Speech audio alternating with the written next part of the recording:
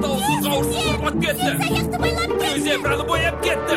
Біздің бақта қылмыс болса айғақ іздей бастайсың. Бағытты дұрыс табасың, Шерлок-як. Гермиона қасында қылмыскерлер құтылмас.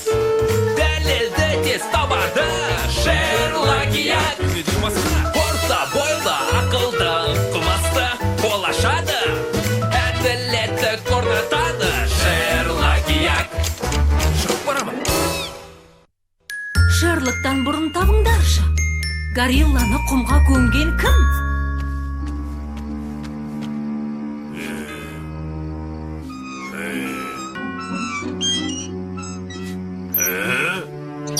Қане көзіме көрін, бетпе-бет кездесейік.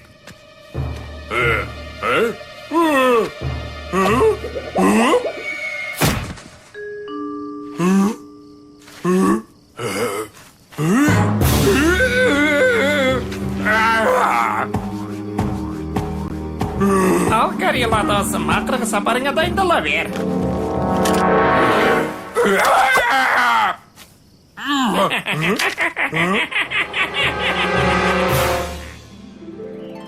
Мәссаған, қандай керемет десеңші. Шабаданды ақтарып, ішіне салған заттарды қайта қарап отырғанды ұнатамын. Мына қазынаға қарашы, Гермиона. Мектеп қабырғасында жүргенде ойнаған домалақтарым. Мықты ойыншы едім. Рас па? Мен де жақсы ойнайтын. Мен бұл ойынды ойнасаң, жеңіліп қалатын шығарсың. Өйткені мен кезінде өнер патшасы деген атақ алғанмын. Солай ма? Ендеше мен өнер патшайымы болғанмын. Дәл қазір екеуміздің қайсымыз осы таққа лайық екенін анықтағым келіп тұр. Әрине, Гермиона. Осы үшін тәлімгеріме алғысым шексіз. Соның арқасында мен кез келген нәрсеге дайынмын. Алақай, мен жеңдім. Сондай күштімін. Жас шәкірт, мақтаншақтық пен ақылдылық бір-біріне дұшпан. Сол себепте екеуінің бірін ғана таңдағаның дұрыс. Жарайды, ұстаз. Пинг-понг ойын ойнасақ, менен жеңіліп қаласың. Енді мені жеңе аласың деп ойламаймын. Өйткені менің ұпайым 21-ге жетті және... Тәрбие берген ұстазым маған балалық қасиеттерден арылуым керек деп айтқан, Гермиона. Алло, Шерлок-як тыңдап тұр. Қазір көз ашып жұмғанша жетемін. Міне шығып барамын. Горилла, өзіңе кімнің шабуыл жасағанын көр алдың ба? Жоқ, бұл күтпеген жерден болды. Ол жүзін жасырып жауып алыпты. Бірақ оның сұлбасын есімде сақтап қалдым. Және оның суретінде салып бере аламын. Суретін сала аламын дейсің бе? Жақсы болар еді. Міне, дәл осындай түсінікті шығар. Рахмет, Горилла. Мына сызық нені білдіреді? Ол ирелеңдеп келді ме? Жоқ, тік сызық сызып оның бойының өлшемін көрсеттім. Және ол ирек жол жасап доппен секіріп келді. Мынандай ақпарат арқылы қылмыскерді табу оңайға соқпайтын шығар. Маған кімнің қастандық жасағанын шамалап тұрмын. Өзің де білесің, Шерлок. Балалар алаңына өз еркіммен күзетші болдым. Айтпақшы, кеше бір жағдай болды. Сенің жасаған сарайыңның бір бөлігі керемет шықты балам. Шебер екенсің. Менің баламның жасағаны барлығынан озып тұр. Әзілдерің шығар, ол сарайдың ең әдемі түсі менің қызым тұрғызды. Құмнан жасалатын сарайдың қандай болатынын білмейтін сияқтысың ғой. Мені құптамасаңдар, мәселені жұдырғы арқылы шешейік. Саған құмнан сарай салуды үйрете аламын. Достар, мен тыңдаңдар. Тынышталыңдар.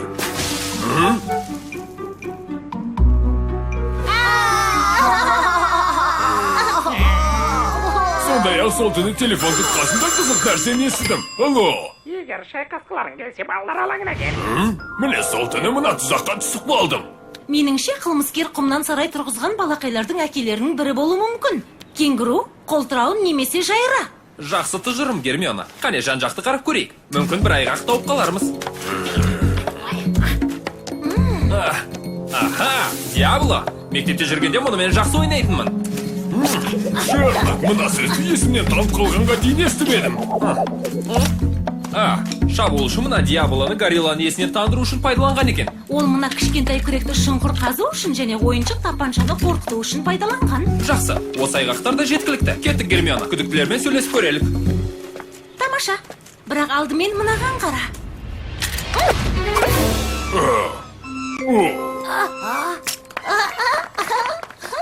Менімен бәстескеніңді ұмытып кеттің ау деймін, Шерлок. Жеңілгеніңді мойындасаң маған қарап 3 рет жасасын өнер патшайымы Гермиона деп айтқан, е? Өте жақсы. Қане мұны әділеттілікпен шешейік. Өнер патшасы немесе өнер патшайымы болуды ойын барысында анықтайтын боламыз, Гермиона. Жарай ма? Жарайды. Жақсы, ендеше кетейік. Күдіктілермен сөйлесуіміз керек. бұл оқиға гориллаға кез келген жерге килігуді қою керектігін үйрететін сабақ болды. Сен расымен барлық мәселені күшпен шешуге болады деп ойлаймысың? Әрине, солай ойнаймын, Банк. Гориллаға мен қастандық жасаған жоқпын, дегенмен оны тап қазір жасауға дайынмын. Банк, бүкіл қауымның алдында, мектеп ауласындағы сияқты, бала кезіміздегі сияқты, бірақ ол кезде мұндай мәселелерді әділетті жолмен шешетін еді. Оның сұлбасы горилланың салып берген суретіне қатты ұқсайды, және ол ары бері секіріп ерек жол жасап жатыр. Мынаны айтшы, кенгуру.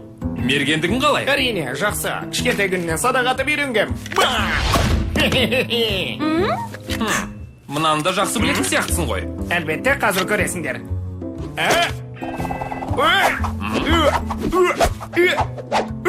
Рахмет, кенгуру. Аяқтауыңа болады. Өзіміздің де дайындалуымыз қажет. Қолтырауынға бару үшін бе? Жоқ, домалақтармен ойнауды айтам.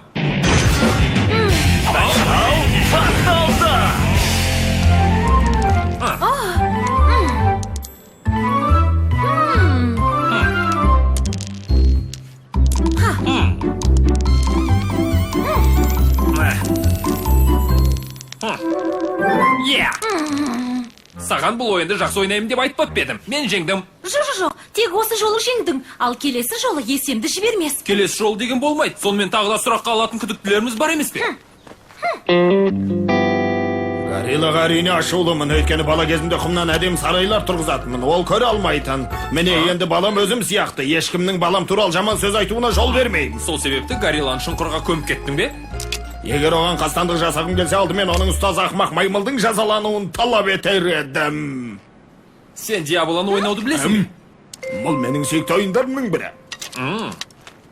Мен бұл ойынды ойнап, өнер патшасы атағын алғанмын.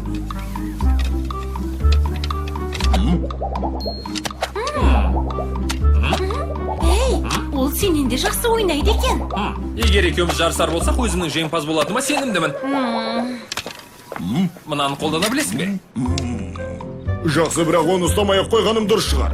Қолтырауын, біз тергеу жұмысын жүргізіп жатырмыз. Мұнадан бас тартқаның көңіліміздегі күдікті сейілте қоймас. Қане, әлгі затты берші. Күлетін ештеңесі жоқ, мен бұрыннан көзілдірік ем. Сол себепті мектепте патша атағын ала алмадым. Достарым домалақ терезесі бар ақымақ деп мазақ қылатын. Есіме түскенде зам келеді. Мергендігіңде сөз жоқ. Бізге уақыт бөлгенің үшін рахмет, Қолтырауын. Гермиона, Қолтырауын домалақ ойынды жақсы ойнайды деп ойлаймын. Одан біраз сабақ алсаң болады. Иә. Шерлок, классика. О, классика? Дайындалыңдар, басталды!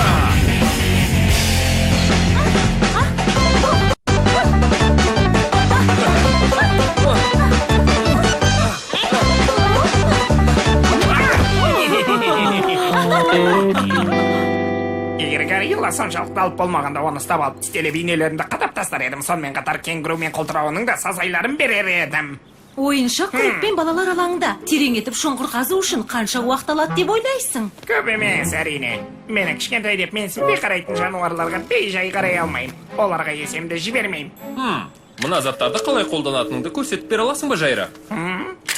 Көрсетіп берейін. Нағыз ойынды тамашалаңдар. Бері қара. Ананы көрдің бе? Бұл горилланың салып берген суретіне мүлдем келмейді. Ол ерек жолмен жүрмейді, және бойы да суретте көрсетілгендей ұзын емес, тура сен сияқты.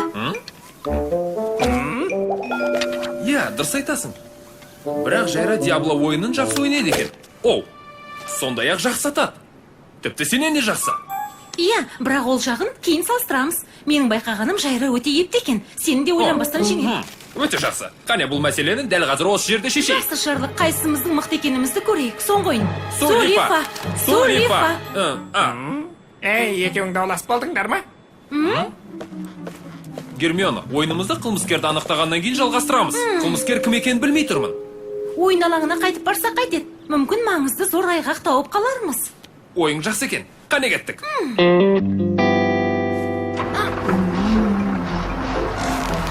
Нағыз қылмыскерді табу қиын болды ғой. Қане тағы біраз ойланып көрейікші. О, жылқы! Бәрі дұрыс па, жылқы? Иә, дұрыс, көлігімнің тығылып қалғаны болмаса. Ағашқа ма? Иә, соғып кеттім. Яны ма? Жоқ, мынаны. Қылмыстың шешімін шығара берсек болады деп ойлаймын. Біздің дауымызды да шешуге дайынбысың? Оу, әрине жоқ. Тергеу жұмысын аяқтауға дайынмын. Өйткені қылмыскердің кім екенін білем. Ал сен қалай ойлайсың, жас детектив? Егер көз алмай қарап отырған болсаң, қылмыскердің кім екенін анықтағаныңа сенімдімін. Қане, бір шоу жасап алайық. Ойын алаңында дауласқан Шакен ажыратамын деп, горилла Диаблодан таяқ жеді. Терең етіп қазылған шұңқырға түсіп көміліп қалды. Ол бізге қылмыскердің түрін сипаттап, сурет салып берді. Үш әке, кенгуру, қолтырауын және жайра гориллаға өшігіп, ақысын алғысы келді. Сонымен кім қылмыскер?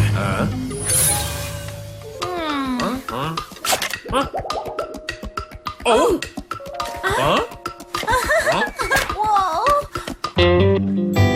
Тергеу шешімін жариялаймыз. Кенгуру, сен жұдырығымен барлық мәселені шеше аласың. Сенің бойыңнан горилла сипаттап берген қылмыскердің қасиеттері де табылады. Алайда сен Диабло ойнай алмайтыныңды көрсеттің. Сөйте тұра қылмыс жасауға бармассың. Көпшілікте маған қосылатын шығар. Қолтырауын, сен ұзынсың, білем, әрі секіріп жүре аласың. Бірақ сен үлкен көзілдірігіңді тақпай нысанаға тигізе аласың ба? Әрине жоқ. Оның үстіне горилла сипаттап берген қылмыскерге сәйкес келмейсің. Солай. Қылмыскер Диаблоны жақсы ойнай алатын және расымен кек қайтарғысы келіп жүрген әке. Солай емес пе, жайра? Себебі қылмыскер сенсің.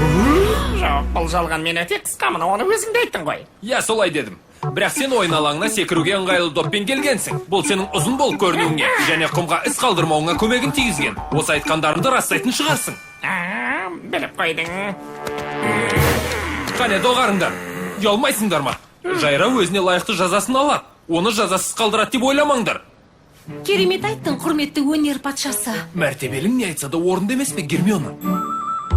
Хей, кішкентай достар, бұл бізге жаңадан келген қызметші. Ол өте көп ойын түрлерін біледі. Иә, мен өнер патшасымын. Бұл рас па? Онда бізге құмнан сарай салуды үйретіңізші. Өтінеміз. Сулифа! Сулифа! Сулифа! Сулифа! Сулифа!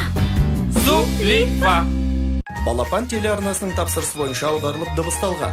Редакторлары Бақыт Күләбішева, Мөлдір Мырзабекова. Аудармашылар Ұлдана Әлімбекова, Индира Әбілқасымова. Дыбыстағандар Мәжит Асан, Жәнібек Жақып, Жазира Асан. Дубляждың режиссері Ерлік Боранбаев. Дыбыс режиссері Бек Шәріп.